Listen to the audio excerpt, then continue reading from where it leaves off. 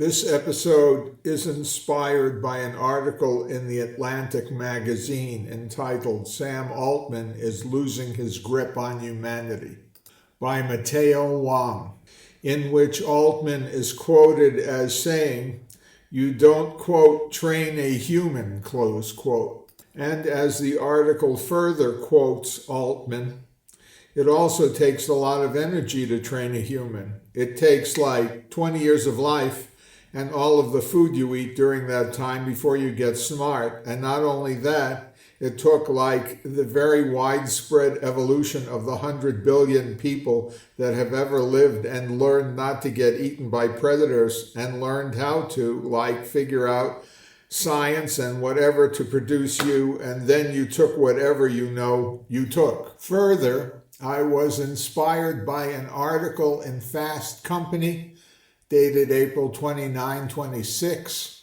in which Jensen Huang, CEO of the richest company in the world, and certainly in history, asserted that engineering is the most noble of professions. He further stated that it is one of the most important of career paths. These articles motivated me to ask of Copilot, my own version of AI that comes from Microsoft, who among them believes that human consciousness is likely to be loaded on an AI chip in the near future. And it replied that Ray Kurzweil predicted that humans will merge with machines by 2045 with enabling tech by 2040.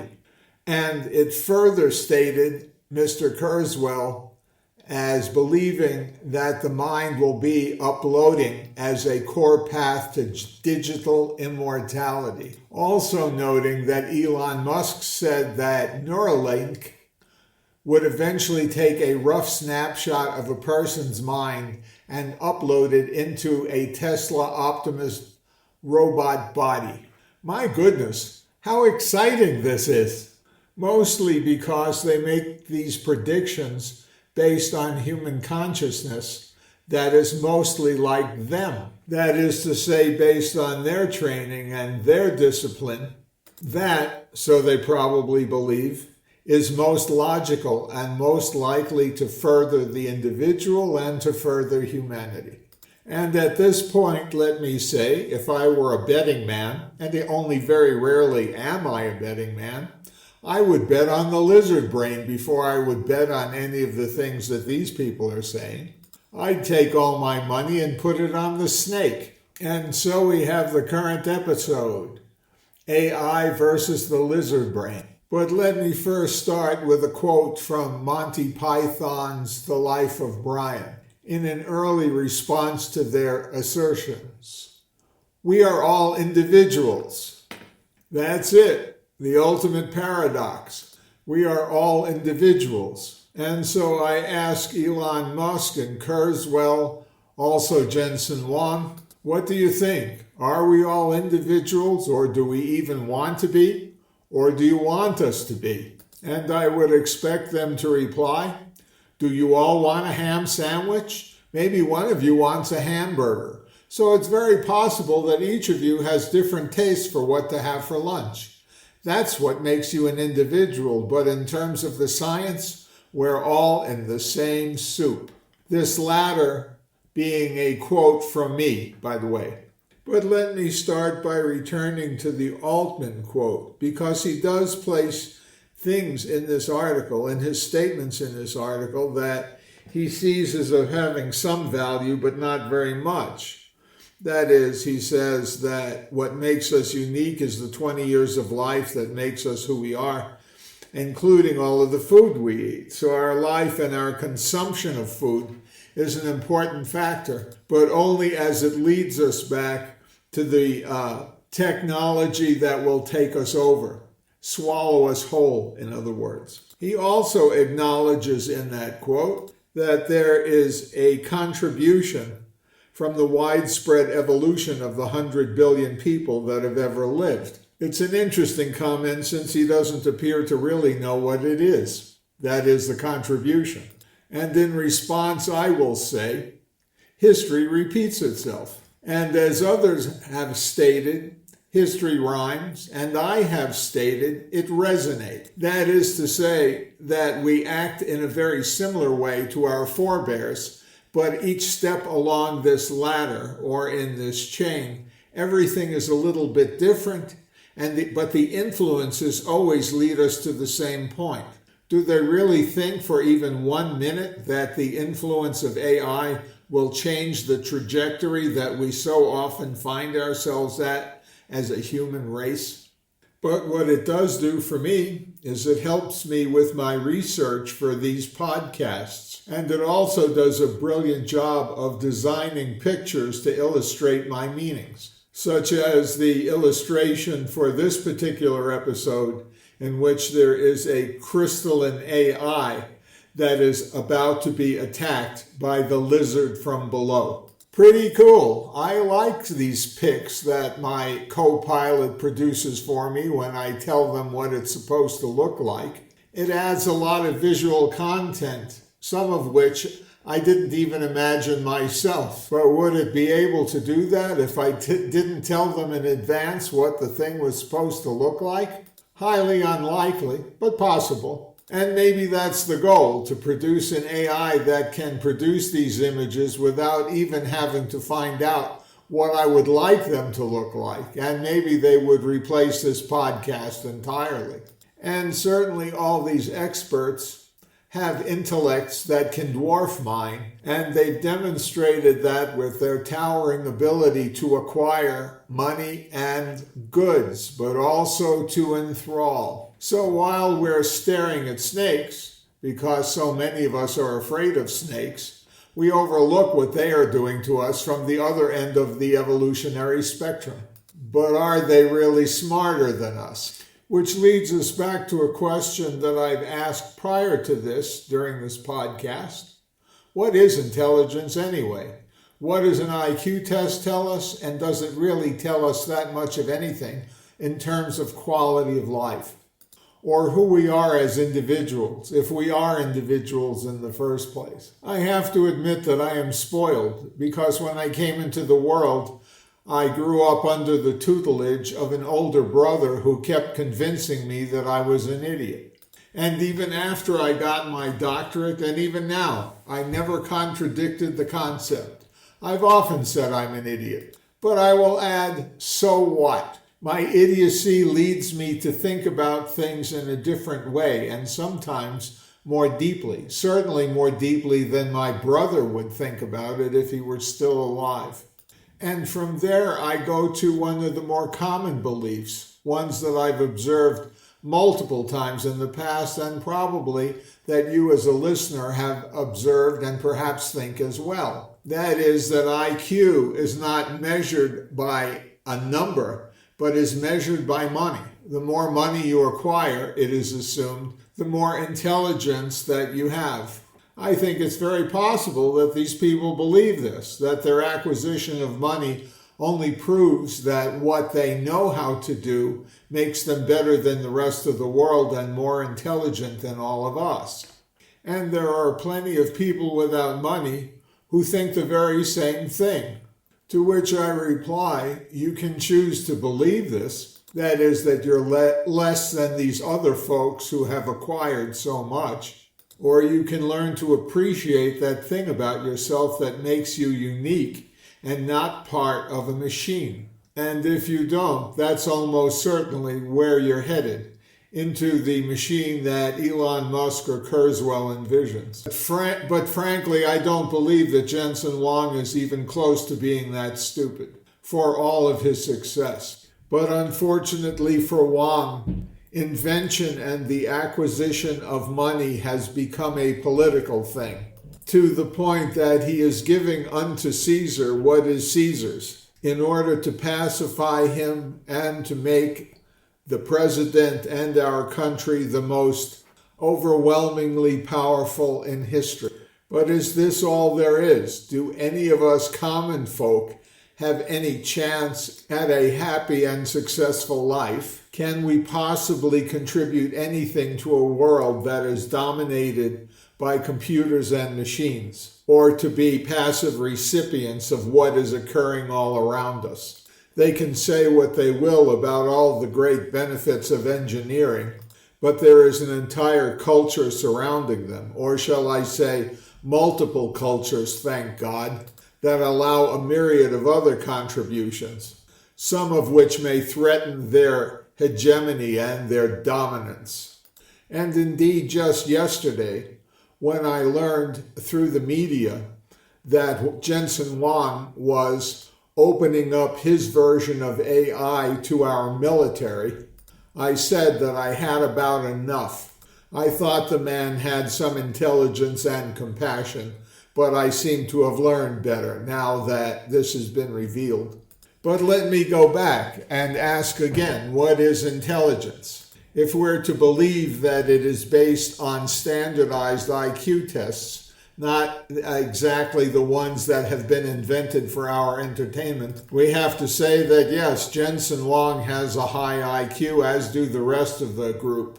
And this is the Roman Colosseum, the stadium in which the competition begins. Because we are no longer just dealing with artificial intelligence, that is AI, but artificial general intelligence, which is to mock and mimic what we know as in IQ in the general sense. And as my co-pilot informs me, it is AGI is a hypothetical form of AI that can match or surpass human intelligence across any cognitive task. Well, let's be clear. If we took one of these hyper-intelligent chips and turned it loose on our standardized IQ test, there is no doubt that it would knock the top out of every one of them. These chips can be easily programmed to master all of the human cognitive tasks placed in front of them.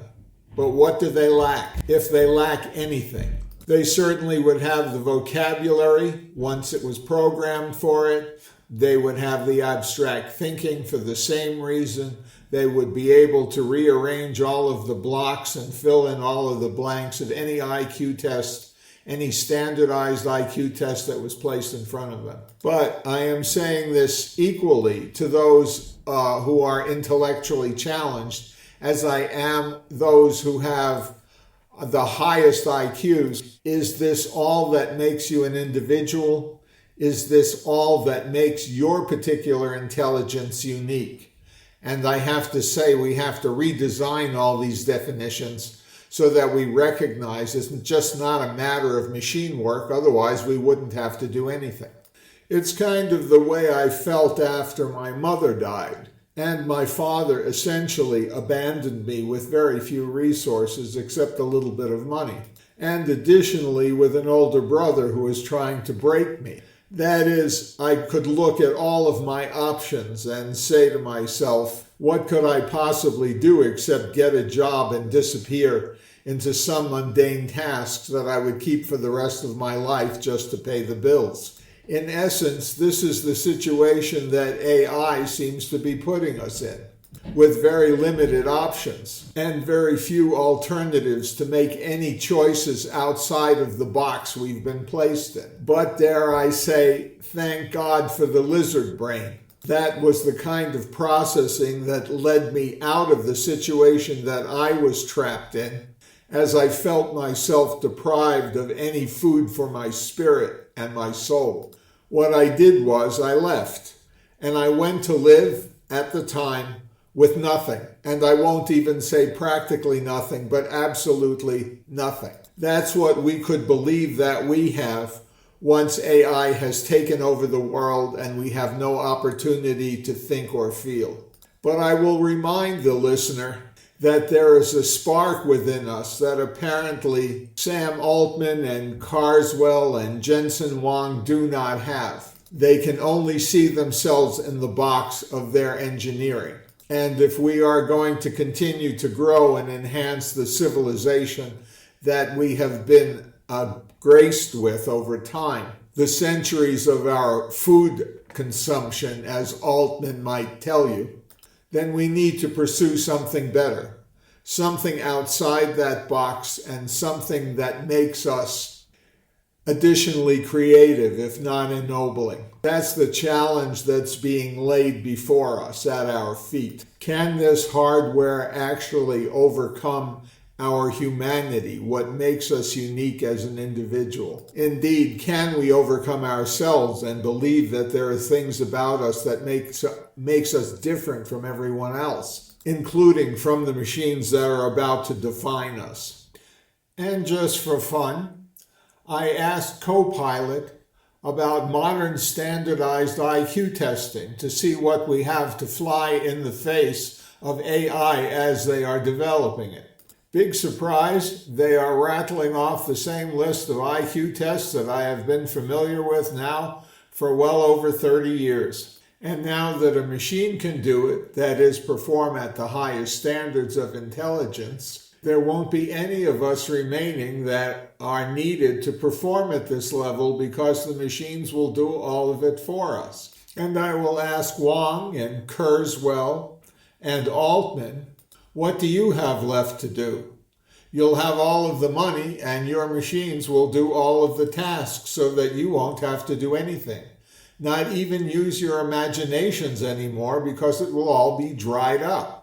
You will be swallowed by the big machines yourself, which throws down a gauntlet even to them. What will be left of you after you are swallowed whole and have acquired everything the earth can yield up? You will be reduced to crawling on your belly like the lizard, and further, rather than judging humanity and its product by what it can produce after 20 years of food consumption, you may do well to judge us all according to our experience, each of which is different, as long as we continue to pursue experience in our lives out in the world.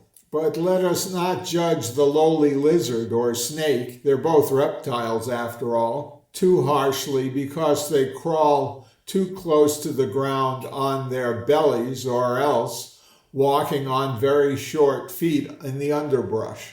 Rather, they are accumulating a wealth of knowledge about what it takes to survive at their level, and they themselves can respond instinctively to what has been dismissed as a lonely act of survival.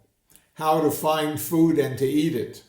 How to stay away from their own predators, underbrush. How they feel about the sun beating down on them or the forests that they crawl in. We all have lizard brains, you must understand, including Sam Altman and Kurzweil and Wang. Not even they, but their machines will solve the intellectual problem. In the end, they face the same problems with survival that we face, and they will face the common end.